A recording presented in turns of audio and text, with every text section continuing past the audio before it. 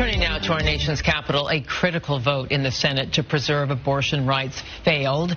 Democrats vowed to take action after last week's leaked draft Supreme Court opinion showed the court was poised to overturn Roe versus Wade. Our Washington correspondent, Cassie Simeon, has been monitoring this closely. Good morning, Cassie. This bill has been held up for months and was dead on arrival. So what comes next?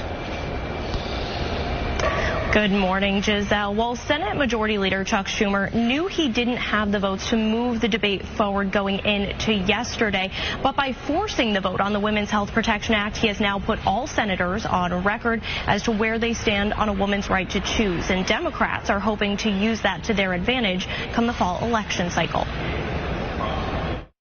Every member of this body will make a choice.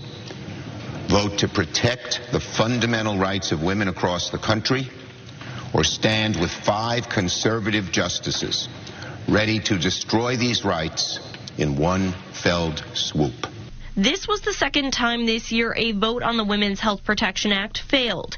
Republicans and one Democrat, Joe Manchin of West Virginia, rejecting the move to federally protect Roe.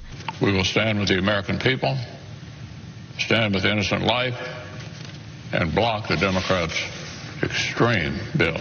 Without enough votes to move the bill forward, it's highly unlikely Democrats will be able to codify Roe before the Supreme Court hands down its long-awaited decision on whether the Constitution guarantees the right to an abortion. The Senate could still take up another bill, the Reproductive Choice Act, sponsored by Republicans Lisa Murkowski of Alaska and Susan Collins of Maine. It's a more modest version of the Democrats' bill, but it also lacks the 60 votes needed to get around a filibuster. So action federalizing abortion rights remains unlikely.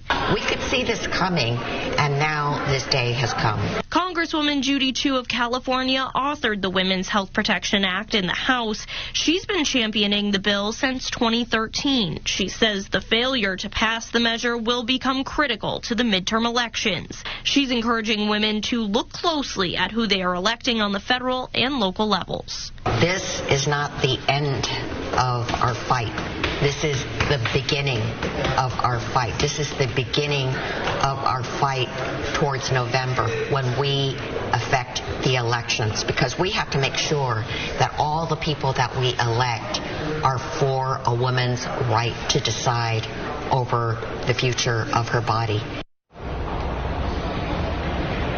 Now, the Supreme Court is set to release its final draft in either June or early July when the term ends. And if that final decision overturns Roe, as the court seems poised to do, the right to an abortion would return back to the states to make laws concerning a woman's right to choose. Giselle?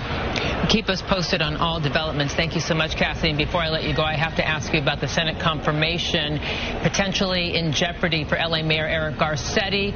Chuck Grassley came out with a report that basically said it is likely that the mayor knew that sexual harassment was going on in his offices. What are you hearing on the Hill? Is this confirmation truly in jeopardy?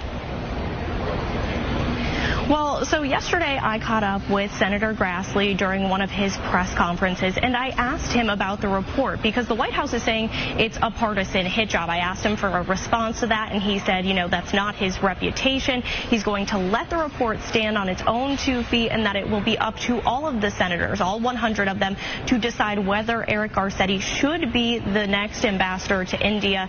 But I'm not hearing a lot on Capitol Hill as to when a vote could come just yet. So that's still up in the air. And we should make a note that Mayor Garcetti has denied all these allegations. Thank you very much, Cassie. Appreciate your coverage.